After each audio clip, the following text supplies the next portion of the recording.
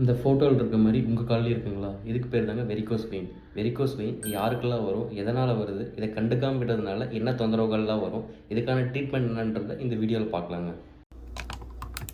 இந்த பாட்டில் இருக்க தண்ணியை எப்படி அழுத்தி வெளியே தள்ளுறாங்களோ அதே மாதிரி தான் நம்ம ஹார்ட்டு பம்ப் பண்ணி காலுக்கு அனுப்புகிற பிளட்டை நம்ம மோஷனில் இருக்கும்போது நம்ம கால் செதிகள் திரும்ப பம்ப் பண்ணி ரத்த குழாய்கள் வழியாக மேலே அனுப்புதுங்க. இந்த மேலே ஏற ரத்தத்தை திரும்ப கீழே வராமல் தடுக்கிறதுக்கு நம்ம கால் ரத்த குழாய்களில் வேல்ஸ் இருக்குங்க.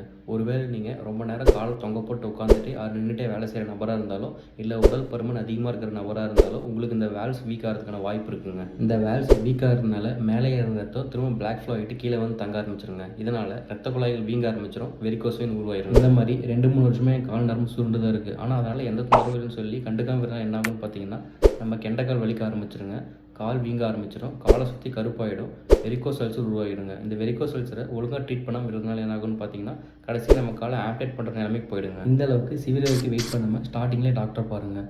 வெரிகோஸ் வெயினுக்கு சர்ஜரி இல்லாமல் ஹோமியோபதியில் நல்ல ட்ரீட்மெண்ட் இருக்குங்க. உங்களுக்கு வெரிகோஸ் வெயின் இருக்குன்னா ஸ்க்ரீனில் தெரியுற நம்பருக்கு கால் பண்ணுங்கள். வெரிகோஸ் வெயின் பற்றி தெரியாமல் அது கண்டுக்காமல் விட்டுருக்குங்க ஃப்ரெண்ட்ஸ் அண்ட் ஃபேமிலிக்கு இந்த இன்ஃபர்மேஷன் ஷேர் பண்ணிவிடுங்க.